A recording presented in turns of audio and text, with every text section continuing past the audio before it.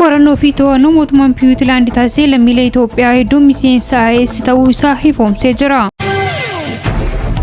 Hidhamuun ajajaa olaanaa raayyaa ittisa Tigraay duraanii Birgeed Jeneraal Gooshuu Gabree hooggantoota siyaasaa Tigraay biratti wal falmii kaasuun dhaga'ame.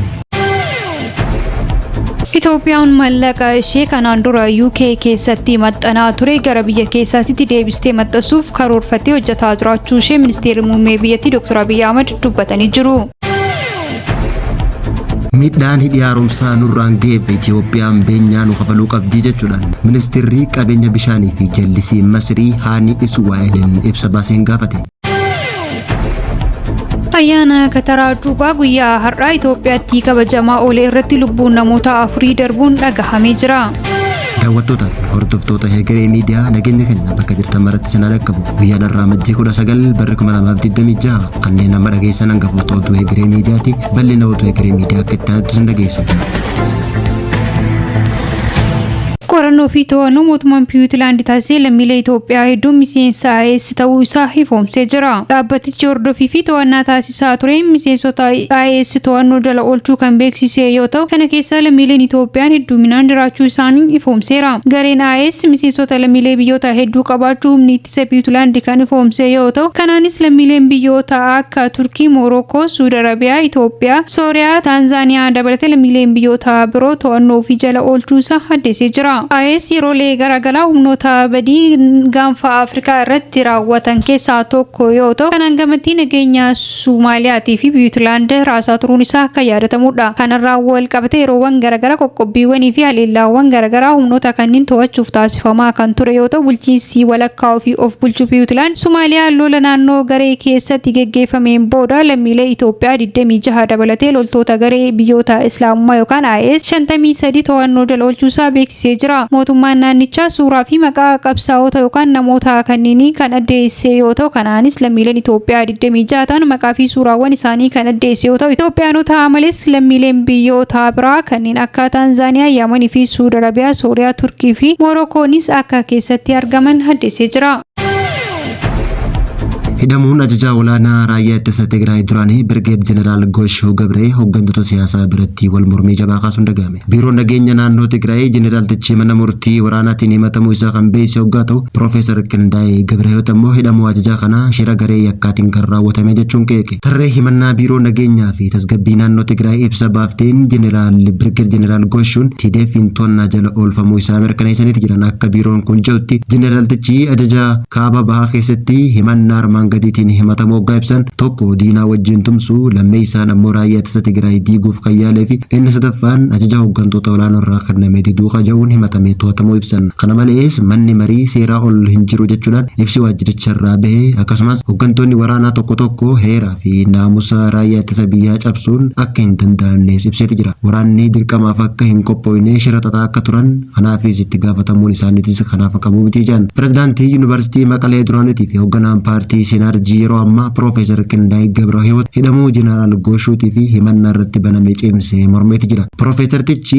himannaan Jeneraalticha irratti baname bu'uura kan hin qabnee fi hidhaan tun immoo baandaa yakkamtoota Tigraay keessatti jeequmsa uumuuf hagam fedhii akka qabu kan agarsiisu jechuudhaan qeeqe. Itti dabaluudhaan ibsi waajjiricha nagaa fi tasgabbii nageenyaa baasee qajeelfama seeraa hanga balleessaa isaa mirkanaa'utti namni hundi akka qulqulluutti fudhatamuu hin qabu jechuudhaan ibse. Itoophiyaa keessatti naannoo mana murtii waraanaa qabdu Tigraay qofa ta'uus kan hubachiise Piroofeesartichi Birgeed Jeneraal Gooshuu Gabree qabsaawaa wayyaanee duraanii warraaqsa bara 1983 booda damee ittisaa keessatti sadarkaa adda addaatiin tajaajila akka turellee ibseeti jira. Waraana kaabaa hordofuun garee Tigraayitti deebi'ee raayyaa ittisa Tigraay ijaaruun waggaa 2 kutaa waraanaa 15 hoogganuudhaan hojiiwwan lolaa ijoo irrattis kan hirmaate hoggaa ta'u akka gabaasalleen tokko ibsanitti Jeneraal Gooshuun garaagarummaa keessatti PLF keessatti uumameen kan uggurame hoggaa ta'u obbo Geetaachoo Raddaa aangorraa kaafamuu isaaniittis nama gammachuu hin qabne ta'uun ibsame. Dhimmi kun mana murtii waraanaa irratti kan laalamu ta'ulleen ibsameeti jira.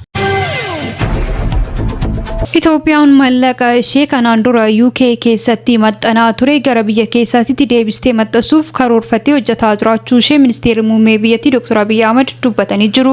Ministeerri muummee Itoophiyaa Dr.Amajjii tibbana konferensii haala maallaqa Itoophiyaa ilaallatu bara 2026 kan dhaabbilee maallaqa mootummaa fi dameelee faayinaansii biroo irratti hirmaatan irratti haasawaa taasisaniin birrii biyya keessatti maxxansuuf karoorfatanii akka hojjetaa jiran dubbataniiru. Haasaa isaanii keessatti fedhiin Itoophiyaa uummata miiliyoona 100 fi miiliyoona 30 milkeessuuf dhaabbilee ijaaruu irratti xiyyeeffatanii hojjetaa akka jiran kan dubbatan yoo ta'u, dhaabbilee kanneen keessaa dhaabbilee daldala mootummaa to'atu Itoophiyaa Investment Holding maxxansa isaa akka jalqabuuf ta'us kaasanii jiru. Dhaabbatichi wantoota icciitii biyyaa ta'ee fi tarsiimoo ijoo ammaaf hin himamne hedduu akka of keessaa qabu ministeerichi kan dubbatan yoo ta'u, kana keessaa maxxansi maallaqaa biyya keessatti jalqabuuf hojjetamaa jiraachuu heeraniiru. Akka pilaatfoormiin Ameerikaa keessatti argamu Rimitilii jedhamu ibsetti maallaqni Itoophiyaa yeroo ammaa dhaabbata UK'tti argamu Deelaaruwaatti oomishamaa jiraachuu isaa kan gabaase yoo ta'u, dhaabbatichi biyyoota Afrikaa dhaabbata maxxansa hin qabne hedduu waliin hojjechuu akka muuxannoo qabu kaasanii jiru. Kanaan gamattis maxxansa maallaqaa irraas galii guddaa akka argatu kan himame yoo ta'u, biyya keessatti oomisha jalqabuun kun rakkoo fi baasii maallaqa Itoophiyaa biyya alaatti oomishtuu wal qabatee dhufu hir'isuu sochii taasifamaa jiru dhugoomsuu keessatti gahee olaanaa akka qabu ministeerri muummee biyyattii Dr.Amajjii dubbataniiru. Miidhaa hidhi haaromsaa nurraan ga'eef Itoophiyaan beenyaa nuu fi Suudaaniif kafaluu qabdi jechuudhaan ministeerri qabeenya bishaanii fi jallisii Masrii Haanii Iswaa'el dubbachuun dhagahame. Ministeerri qabeenya bishaanii fi jallisii Masrii Haanii Iswaa'el Masrii fi Suudaan miidhaa hidhi haaromsaa guddichi Itoophiyaa irraan ga'eef beenyaan kafalamuu fi akka qabu gaafate. Walgahii seeneetii biyya isaan irratti haasawaa taasiseen hanga irratti hidhaan akka Itoophiyaan laga Abbaay irratti ijaatte inuma hin jiru haja'u ministeerri kun tarkaanfiin akkanaatu ammoo Suudaanii fi Masrii jaboo miidhuu hime. Dhiibbaan hidhi kun Masrii irratti geessisu mul'achaa akka jiru hubachiisuudhaan biyyi isaanii bishaan laga Abbaay irraa meetira kiiwubii biiliyoona 55 irraa gara biiliyoona 38 hir'isuu isaa himuudhaan gaheen laga Abbaay irraa qabnu meetira kiiwubii biiliyoona 55 ta'ullee fedhiin bishaanii biyya teenya meetira kiiwubii biiliyoona 88.5 jechuudhaan ibse. Kana malees amma rakkoo fi fedhiin dhiyeessii bishaanii waggaa waggaan qabnu furuuf hojjechaa jirra haja'u Iswaa'eliin bishaan meetira kiiwubii 23.2 irra deebiidhaan fayyadamnaa jirra jechuun beeksise. Gama biraatiin bishaan qulqulleessuun meetira kiiwubiin biiliyoona 4.8 arganna jechuudhaan akka addunyaatti namni tokko jiddu galeessaan meetira kiiwubii homata akka fayyadamuus ibse. Biyya isaanitti ammoo meetira kiiwubii 500 akka ta'e gabaasni Egypt Independent bahee mul'iseeti jira. Ayyaana Kataraa Cuuphaa guyyaa har'aa Itoophiyaatti kabajamaa oole irratti lubbuun namoota 4 darbuun dhagahamee jira. Guyyaa kaleessaa irraa eegalee haaldureewwan garaagaraatiin kabajamuun kan eegale ayyaanni Kataraa Cuuphaa bara 2018 Itoophiyaatti guyyaa har'aa Itoophiyaatti osoo haaldureewwan garaagaraatiin kabajamaa jiru. Bulchiinsa magaalaa Shaggaritti jaarsii sibiilaa taabota waliin qabatanii deemaa jiru shiboo elektirikii wal tuquu isaatiin wal qabatee lubbuu namoota 4 galaafachuun isaa gabaafamaa jira. Taateen kun kan mudate bulchiinsa magaalaa Shaggar bakka maqaa addaa Kooyyee Faccee jedhamutti Bataskaana afaan Madaani'aalam jedhamu biratti yoo ta'u, waltuqiinsa humna ibsaa mudatee lubbuun dargaggoota 4 darbee jira jedhame. Kanaan gamatti ayyaanichi guutuu Itoophiyaatti bifa nagaan kabajamee xumuramuu isaa maddeen keenya iddoolee garaagaraa irraa odeeffannooleen nu gahaniin addeessaniiti jiran.